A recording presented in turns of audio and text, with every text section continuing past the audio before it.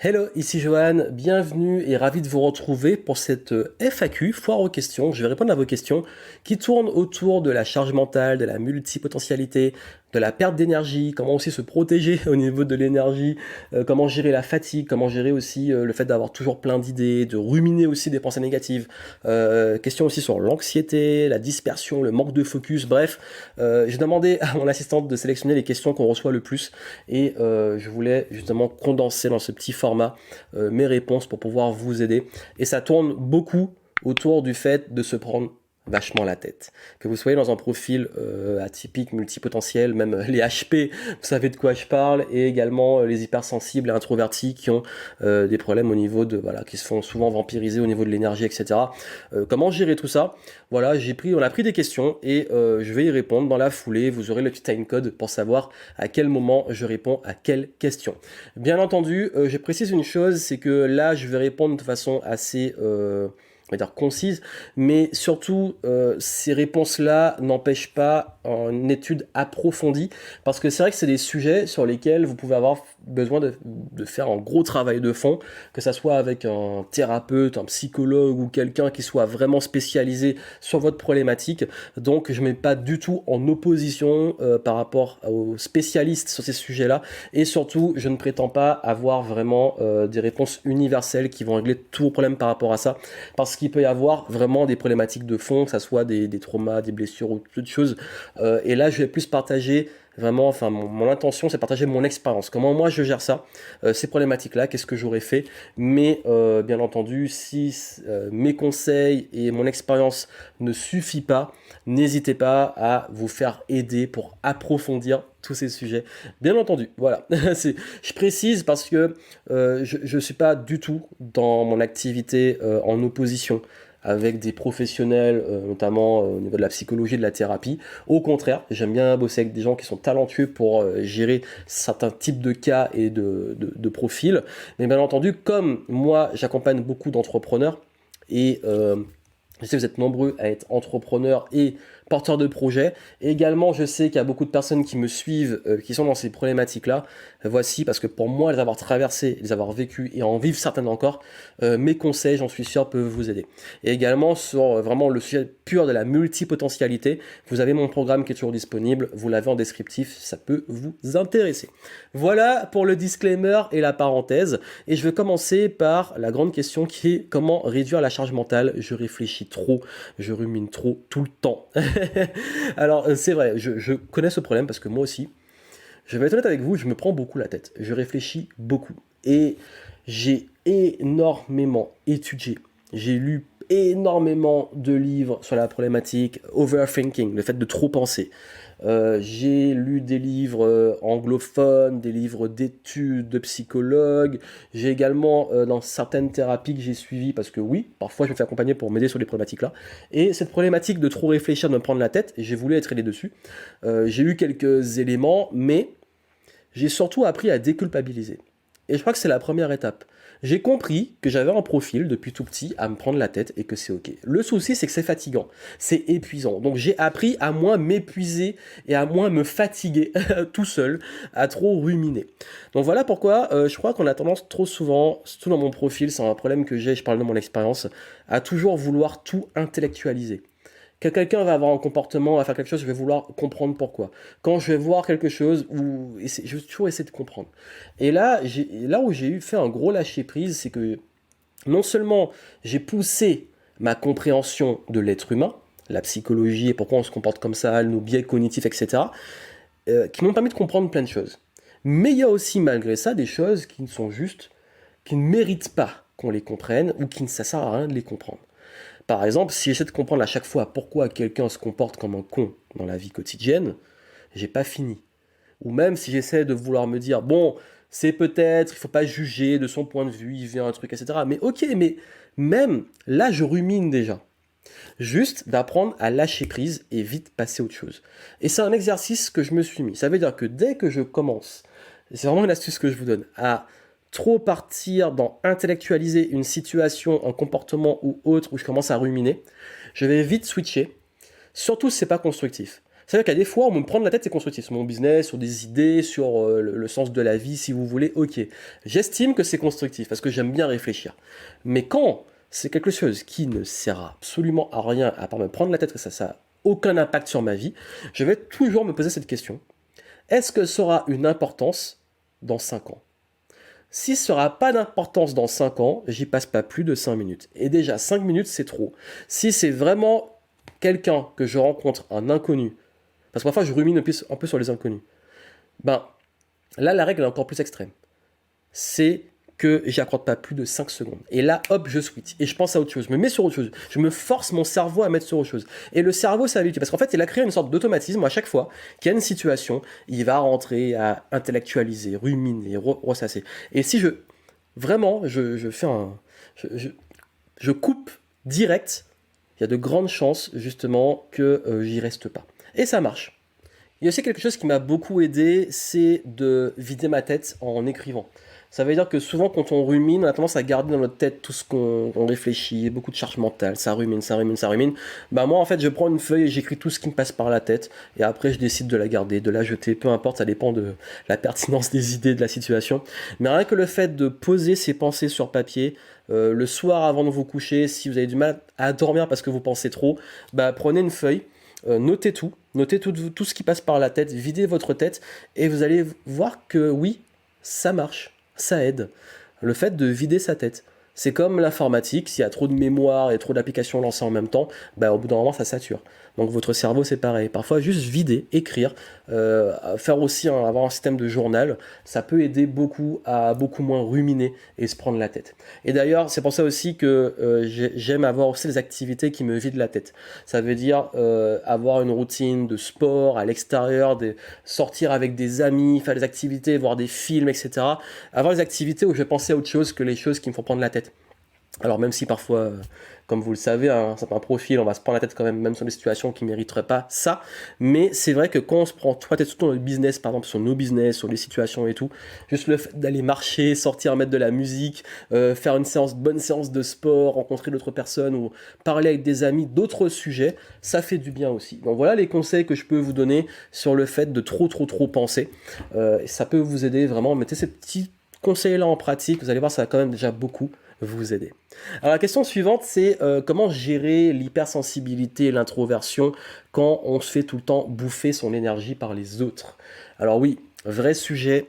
Ça tombe bien parce que déjà, je vous annonce que j'ai prévu un format complet sur cette thématique de l'hypersensibilité et comment vraiment se protéger, gérer son énergie, surtout quand on est entrepreneur et qu'on est exposé même publiquement. Ça arrive bientôt.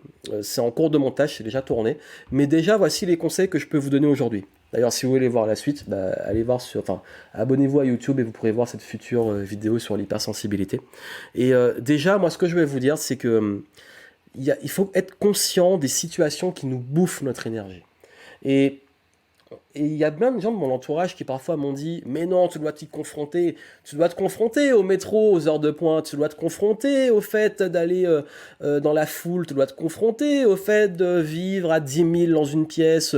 Il faut que tu travailles dessus. Mais non, mais je suis pas bien. Ça me bouffe mon énergie. Je suis vidé. Pourquoi je vais à chaque fois me faire du mal ?» Alors je sais que pour certains, selon leur style de vie, c'est difficile, mais c'est pour ça que moi j'ai fait un choix de vie et j'ai pris un chemin de vie qui me permet d'avoir cette liberté. Si aujourd'hui je suis entrepreneur, c'est aussi parce que j'ai pas envie de me taper les transports durant les heures de pointe. Parce que j'ai pas envie de tout court de me taper les transports pour aller travailler. Je peux travailler où je veux, quand je veux, et même quand j'ai mon bureau, je prends ma voiture et je peux très bien y aller soit très tôt, soit très tard. Pareil, j'ai le luxe d'aller faire mes courses quand il n'y a personne. Pour ceux qui suivent mes stories Instagram, où je peux me garer loin, pour pas que des gens frappent avec leur portière sur ma voiture. C'est un peu, je le fais sous forme de blague, mais c'est un vrai truc. Et quand il y a trop de monde, moi ça me rend dingue. Pareil, je peux aussi éviter la foule. Ben oui, j'aime pas la foule, pourquoi je vais m'y confronter? Je vais pas en concert, c'est pas grave. Après, c'est particulier. Par exemple, tout ce qui est concert ou événement, je sais qu'on va dans une foule, donc je suis préparé. Mais très souvent, par exemple, dans les événements, je m'écarte, je vais prendre l'air, je respire, je reste pas tout le temps dans la foule. Bref, en fait, il y a un moment, faut être lucide sur quelles sont les situations qui me bouffent de l'énergie et comment arrêter juste de se les imposer, de se faire subir ça. Et à côté, pour ceux qu'on n'a pas le choix, bah là, c'est d'apprendre plus à se protéger, à prendre sur soi, etc. Ça viendra dans la prochaine vidéo que j'ai prévue. Mais en tout cas, je pense aussi qu'il y a une hygiène énergétique à avoir. Donc déjà, comprendre qu'est-ce qui me bouffe l'énergie, comment limiter ces situations. Mais ensuite, comment récupérer mon énergie. Bah, quand on est introverti, ça peut être d'avoir des moments pour soi, des moments tout seul, isolé dans sa bulle pour récupérer.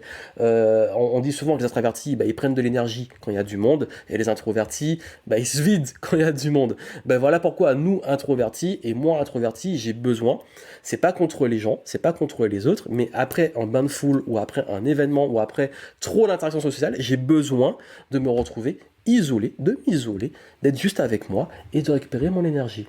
Et c'est ok, c'est pas contre les autres, je ne leur reproche pas ça, c'est juste moi, j'exprime mon besoin d'avoir besoin de récupérer mon énergie, comme ça me fait du bien. Donc assumez aussi qu'est-ce qui vous fait du bien, qu'est-ce qui vous donne de l'énergie et cultivez cette petite hygiène énergétique. C'est ultra important. Et puis apprenez à vous affirmer. Posez vos limites. Dites, exprimez qu'il y a des situations où vous avez besoin de vous isoler. Exprimez qu'il y a des situations que vous ne voulez pas vivre. On vous propose d'aller au cinéma un samedi soir à 21h. Vous savez qu'avoir du monde, ça va être le bordel dans la salle. Soit vous avez votre bulle et vous arrivez à prendre sur vous et vous arrivez à gérer, et tant mieux. Mais si vraiment c'est pas votre truc, ben n'y allez pas. En fait, je pense qu'à un moment, il faut juste assumer qu'il y a des situations qui nous bouffent de l'énergie et il faut arrêter de se les imposer et il faut s'affirmer.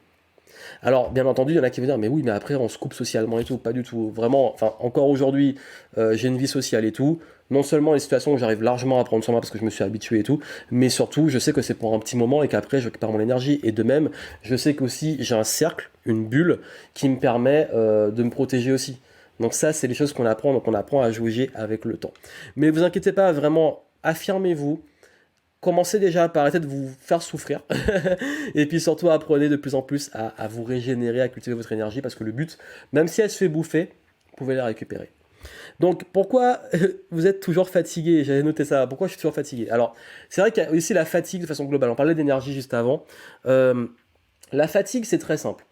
Euh, Bien entendu, il y a toutes les raisons physiologiques, le sommeil, l'alimentation, etc. Ça, c'est évident.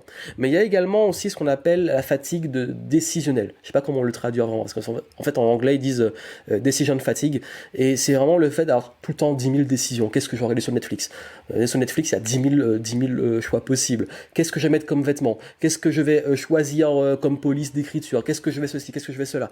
Tous les jours, on prend 10 000 décisions, on est assailli de 10 000 informations, et du coup, on s'y perd. Rien que le fait de simplifier ces décisions vous fait gagner énormément d'énergie. Moi, même si j'aime bien les vêtements et tout, j'ai limité mon choix de vêtements tous les jours. Je limite aussi plein de décisions dans mon quotidien. Sur la bouffe et tout, je les prépare à l'avance. De même que je délègue certaines décisions pour me concentrer sur les décisions vraiment importantes. Parce qu'il y a tellement de micro-décisions au quotidien qui nous bouffent une énergie de dingue qu'on oublie que c'est aussi une grande part de la fatigue que nous avons à notre époque, où nous sommes assaillis d'informations et nous prenons des décisions toutes les secondes. Ensuite, il y a vraiment aussi le fait de consommer trop d'infos, d'être tout le temps connecté, de tout le temps réagir à des emails, à de l'information, etc. De toujours avoir besoin de donner une opinion. Tout ça, en fait, ça fatigue. Vraiment, ça fatigue le cerveau. Donc déjà, si vous êtes toujours fatigué, en plus des raisons physiologiques, et ça, c'est à vous de voir, regardez aussi tout ce qui vous pompe de l'énergie au quotidien et comment réduire les décisions que vous prenez et comment également réduire aussi cette consommation, cette surconsommation d'informations pour vous concentrer sur l'essentiel. Et après ça, trouvez un rythme où vous allez pouvoir mieux vous organiser, mieux gérer votre temps, mieux gérer votre niveau d'énergie et récupérer ces niveaux d'énergie. Donc ça, c'est vraiment souvent la fatigue, c'est lié à cet ensemble-là. Il y a la fatigue mentale, il y a aussi la fatigue, bien entendu, physique, physiologique, donc à gérer. Alors, comment gérer le fait d'avoir plein d'idées quand on est multipotentiel? Alors oui, souvent on se retrouve soit à ne rien faire parce qu'on veut tout faire, soit à commencer des choses et finalement les arrêter pour passer à une autre, pour revenir dessus et pour passer à une autre, etc. On se disperse, bref, c'est le bordel. Alors je sais que les multipotentiels, il y a toujours plein d'idées de projets, on a tendance à avancer beaucoup de choses sans aller au bout et passer à une autre. Chaque nouveau projet, c'est un champ d'opportunités infini. Bon, voici comment canaliser. Déjà, encore une fois, déculpabiliser. quand on fonctionne comme ça, c'est qu'on est comme ça, donc il faut apprendre à le gérer. Mais surtout, je crois qu'il faut poser aussi les choses à plat. Ça veut dire que quand je parlais de prendre des notes, il y a beaucoup d'idées qu'on surestime, j'ai envie de dire, on survalorise nos idées. Ça veut dire que dès qu'on a une idée comme ça, on pense que c'est l'idée du siècle.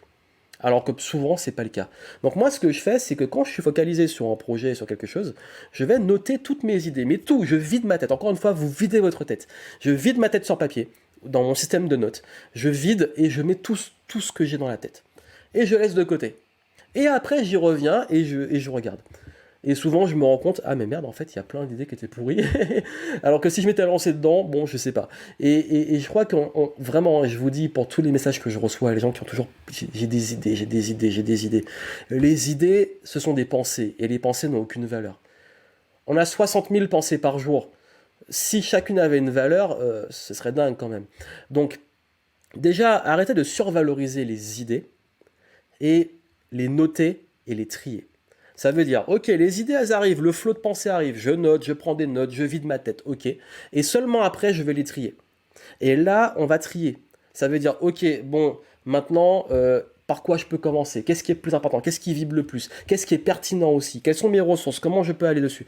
Donc, je crois que ça, c'est très important quand on est multipotentiel, d'arrêter de vouloir tout lancer et de plutôt revenir sur une approche beaucoup plus pragmatique de, ok, je note mes idées et après, je vais définir des priorités. Par quoi je commence? Comment je m'organise? Généralement, je mets 1 ou 2 focus maximum. Ok, maintenant, quel projet je lance? Projet numéro 1. S'il reste de la place pour le projet, ok, projet numéro 2. Mais il ne faut pas que les deux se bouffent entre eux au niveau de l'énergie. Donc, ça, j'enseigne vraiment comment s'organiser en détail dans mon programme sur les multipotentiels. Et je vous mets le lien en descriptif si vous voulez aller plus loin dessus. Mais la première chose que je vous dis, c'est déjà d'avoir cette discipline de noter, laisser les mûrir et revenir après dessus et ensuite trier. Et quand on trie, justement, là, il faut planifier. Il faut planifier et s'y tenir, se mettre des deadlines. Donc, ok, voici ma semaine, voici mes actions à mettre en place, mes objectifs, et il y a une fin, il y a une deadline. C'est fini. Après, c'est fini. Je sais quand c'est fini. Et quand c'est fini, je m'autorise à passer à autre chose. Donc, c'est une gymnastique mentale, une discipline aussi, qui permet justement, quand on a un plan, c'est vrai que avoir un plan libère de la charge mentale et du stress. Parce que souvent, quand on ne sait pas quoi faire, on se réveille le matin et on se dit ok, il faut que je fasse ça, ça, ça et peut-être ça, et puis après il y a une idée qui arrive, il faut que je fasse ça, et puis le truc arrive, et puis on se met en place dessus, ou alors on va avoir une tâche qui va arriver, on va la faire, au lieu de faire ce qu'on avait prévu. Non, déléguez vous-même, déléguez-vous sur peu importe le système de planification que vous avez, déléguez et externalisez vos plans. Ça veut dire ok, aujourd'hui, la veille ou la semaine avant, j'ai planifié ce que j'ai à faire et je m'y tiens. Je me réveille le matin, je sais ce que j'ai à faire. Donc ça soit quelqu'un au-dessus, un manager qui l'ait mis en place, ça soit moi qui me le suis mis en place, ça soit moi qui le délègue pour une équipe ou pour moi-même, peu importe, j'ai planifié, je sais ce que j'ai à faire. Donc rien que le fait aussi de déléguer et décharger la charge mentale, ça c'est aussi une discipline à apprendre qui est très importante. Et vous tenir aussi au plan que vous allez mettre en place. Avoir un plan, comme j'enseigne, un plan qui est agile, qui est flexible, qui permet les retards, qui permet parfois un peu d'évasion, ok, mais je me tiens à mon plan. Et surtout, je définis, ok, c'est quoi mon vrai focus? Et dans quel game je veux jouer? Parce que souvent, il y a tous les projets, et moi je différencie les projets de ce qu'on peut appeler, entre guillemets, la mission de vie, même si je n'ai pas ce mot-là.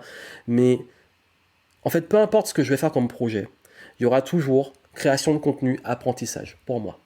Il y aura toujours un truc de partage d'apprentissage. Il y aura toujours quelque chose qui va être le game dans lequel je joue. Moi, mon game, c'est d'inspirer les gens, les former, les conseiller, les accompagner.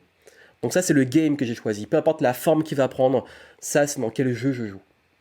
Et dedans, j'y mets des projets. Donc je différencie le game de tous les micro-projets et actions. Et d'ailleurs, il y a une question aussi qui est venue, c'est comment canaliser et arrêter de se disperser, comment être plus focus.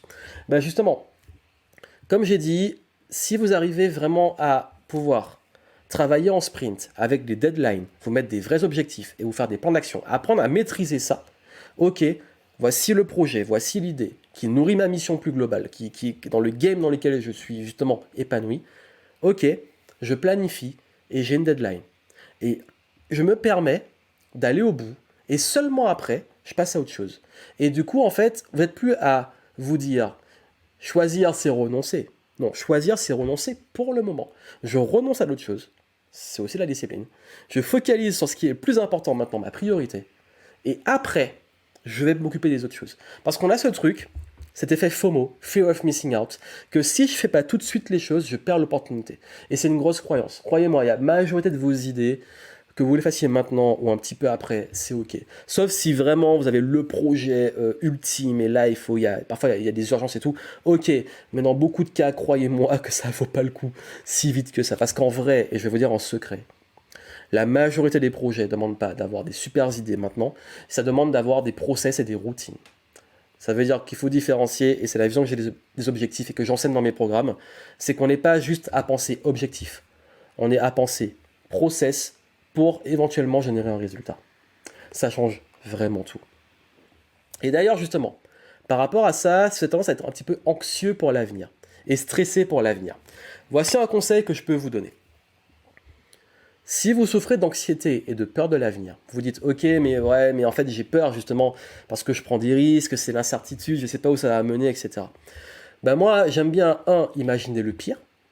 Je me dis ok, c'est quoi le pire qui arrive? Mon business il ferme, je suis fauché, du coup je trouve un moyen de rentrer en Martinique pour vivre avec ma famille, chez mes parents. Bah le pire, vivre chez mes parents en Martinique, bon, c'est pas trop ce dont j'ai envie, mais c'est ok. C'est ça le pire. Et puis même, est-ce que ce pire va vraiment arriver? J'ai des compétences, j'ai une éthique de travail, j'ai une réputation, j'ai un réseau. Même si ça se plante, je peux recréer. Donc le pire qui puisse arriver, c'est de retourner au point où j'étais avant.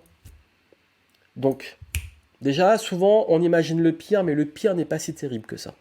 Et puis surtout, comment j'évite le pire? C'est quoi la meilleure chose à faire là pour créer ce pire? Là, je peux lister toutes les pires décisions. Donc, je sais déjà comment éviter de créer ce pire. Et comment prendre, pour le coup, les bonnes décisions pour avoir le potentiel de réaliser le meilleur. Mais je vais surtout aussi comparer non seulement le pire, mais aussi l'outcome, donc le résultat possible, avec le fait de rester où je suis. Si là, je ne prends pas cette décision, si je reste au même stade, si je stagne, qu'est-ce qui se passe? Et on se rend compte souvent que le fait de stagner, le fait de ne rien faire, de ne pas prendre de décision, est ce qui va créer le pire. Très souvent, le fait de rester au même point, pas prendre les décisions importantes pour nous, va créer le pire. Donc, imaginez le pire, voyez à quel point c'est passé terrible et comparez surtout le coût de rester là où vous en êtes et le fait de vraiment prendre une décision qui peut créer le meilleur pour vous. Voilà pour les réponses aux questions. Bien entendu, si vous allez plus loin, vous avez des ressources en descriptif, ça peut vous aider. Je voulais vraiment aborder ces points-là qui sont ultra importants et je vais les développer d'ailleurs dans les prochains contenus. Donc suivez vraiment la chaîne YouTube, abonnez-vous et suivez aussi le podcast. Vous pourrez avoir des belles surprises sur ces thématiques. Et si vous avez des questions, posez-les en commentaire et de temps en temps, je répondrai comme ça dans un format FAQ pour vous apporter un maximum de valeur. Plein de succès à vous, restez vous-même, kiffez le game et je vous souhaite plein de succès. Ciao.